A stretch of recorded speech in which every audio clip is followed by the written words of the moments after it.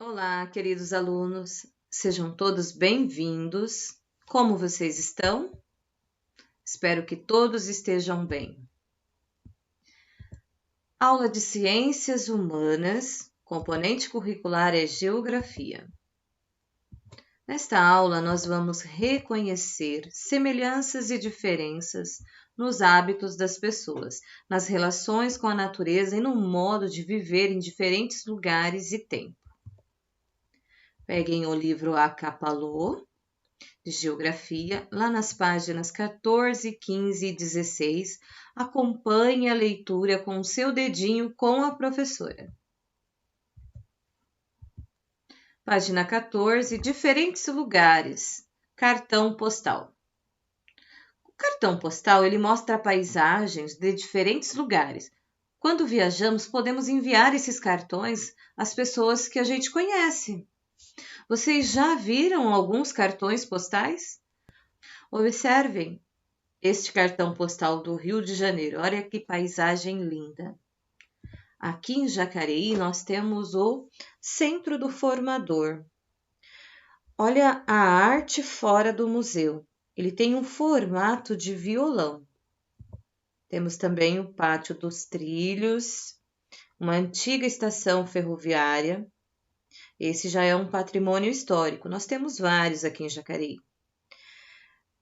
A nível de Brasil, nós temos esse cartão postal que é de Brasília, Distrito Federal. Então, para a nossa atividade, continuando aqui no livro, observe o cartão postal da cidade de Recife. Esse daqui, ó, um casario colonial. Nele está faltando uma parte da imagem. Complete-a desenhando. Então, você vai pausar o seu vídeo e vai fazer o seu desenho, ou pode realizar no final da aula também. Como você vai fazer? Você vai usar a sua criatividade, você pode completar ele para cima, imaginando que ele tem uma parte superior. Pode completar ele reto. É necessário completar, não pode fazer um outro desenho que não tenha nada a ver com a imagem. Observe que tem um céu azul no fundo, na frente tem um calçadão, tem alguns jardins. Lá no número 1, ele está dizendo que é para você comparar o seu desenho com o de outros colegas. Nesse momento, não é possível fazer isso. Lá na página 15, diferentes formas de morar. No exercício da página anterior, você notou algumas diferenças. Não notamos, mas com certeza vai ter algumas diferenças. Essas diferenças nas paisagens também se refletem na maneira de construir as moradias, que são adaptadas às condições naturais dos locais. Por exemplo, observe a fotografia a seguir. Aqui, olha, nós temos casas na cor branca, porque ajuda a deixar a casa mais fresca. Observe também que nós temos aqui no mapa mundi um pontinho em vermelho. É lá que é a Grécia. Então, observe isso em todas as imagens que nós vamos ler. Em locais quentes, as moradias devem ter paredes grossas para protegê-las das variações de temperatura e ser pintadas de branco, porque isso faz com que não absorvam tanto a luminosidade do sol durante o dia e conservem a casa com uma temperatura mais agradável durante a noite. Nesse local, há uma variação de temperatura muito grande. É muito calor, é muito frio. Então, pintando elas de branco, conserva a temperatura mais agradável. Aqui nós temos uma imagem, casa com janelões, em Cachoeira, na Bahia. Olha lá onde fica a Bahia, nós estamos falando do mapa do Brasil agora. Nos locais em que há muito vento e faz calor, as moradias elas são construídas com janelas grandes para facilitar a circulação do ar. Olha lá, o casarão ele tem janelas extensas para facilitar a circulação de ar e deixar a casa mais arejada. O local também tem temperaturas muito altas. Já nos lugares em que neva, o teto ele deve ser mais inclinado. Por quê? Para evitar que a neve se acumule no telhado e resfrie o ambiente. Observe aqui nesta imagem, lá no mapa também, nós estamos vendo aonde é a Rússia. Olha lá a casa com telhado que evita o acúmulo de neve. Aqui também, nesta casa, ó, a neve cai e vai acumulando aqui no chão. Já nesta imagem, vocês não têm no livro, mas observe como ela é construída. Ela é chamada de palafitas. São moradias construídas com madeiras, muito comum em região que tem muita chuva, que ocorre alagamentos. Elas são feitas sobre pilares, olha lá essas madeiras aqui. O intuito dessas construções é de deixar elas mais altas e assim evitar que a água as alcance. Esse tipo de moradia é muito comum em local que tem o nível de água elevado em determinadas épocas do ano. Então, tem épocas que chove muito. Como será que as pessoas fazem para chegar até essas casas? Pensem aí.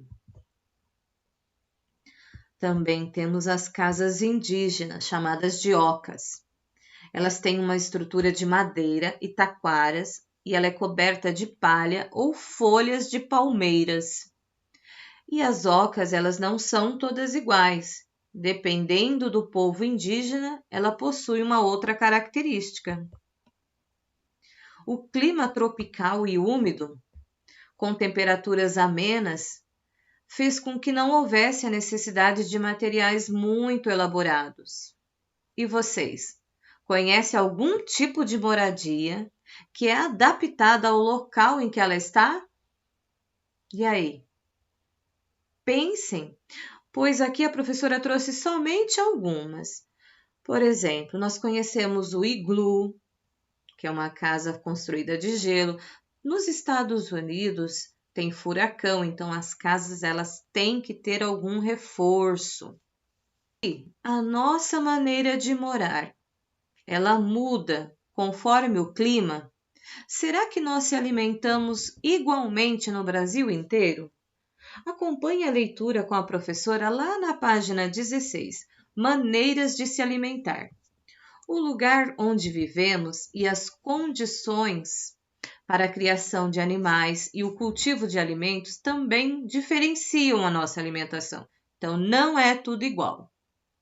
Muitos brasileiros consomem carne bovina. Isso é verdade. Muitos brasileiros gostam de churrasco. Entretanto, na Índia, um país bem distante do Brasil, muitas pessoas não comem carne bovina, porque para elas a vaca é um animal sagrado. Olha lá onde é a Índia. Observem essa imagem, a vaca, ela está sendo cultuada. A vaca ela é como se fosse um deus para alguns indianos. Nas regiões litorâneas e também naquelas onde há muitos rios, o peixe ele é um ingrediente em muitas receitas. Observe aqui esta imagem, um prato de tambaqui em Santarém, no Pará. Esse é o mapa do Brasil. E é verdade, nas regiões litorâneas, próximo às praias, o prato principal é o peixe. Em um país tão grande como o Brasil, é comum que determinados frutos ou sementes sejam parte da alimentação de moradores de uma região, mas sejam desconhecidos dos habitantes de outras regiões. Isso é bem verdade. Observe alguns exemplos. Arroz com pequi, prato típico do Centro-Oeste. Olha lá onde fica o Centro-Oeste em Goiás. O outro aqui, um entrevero de pinhão, comida tradicional no sul do Brasil, lá em Porto Alegre. Olha lá onde fica Rio Grande do Sul. E realmente, esse é um prato totalmente desconhecido para nós paulistanos. E isso é somente algumas. Observem também que em algumas regiões, como a mandioca. Ela é chamada de mandioca, aipim, macaxeira, então vai mudando conforme o local. Para concluir, percebemos que o clima ele tem uma grande influência nos tipos de moradia. Inclusive, os hábitos alimentares das pessoas mudam também conforme a região, ou a religião, ou até uma influência familiar, entre outros. Então, vamos para a nossa atividade de hoje? Pegue o seu caderno, coloca lá número 1. Você vai fazer um desenho da sua casa. Você vai observar a sua casa pelo lado de fora. Você vai fazer um desenho bem caprichado e pinte ele. Olha lá, eu trouxe um exemplo de uma casa. A sua casa, ela pode ser como for. O importante é que dentro dela moram pessoas que você ama. Número 2. Faça uma pesquisa e descubra qual o prato típico da nossa região. Escreva a resposta aí no seu caderno. Crianças, por hoje é isso. Muito obrigada pela participação. Nós, professoras, aguardamos as fotos e um grande abraço.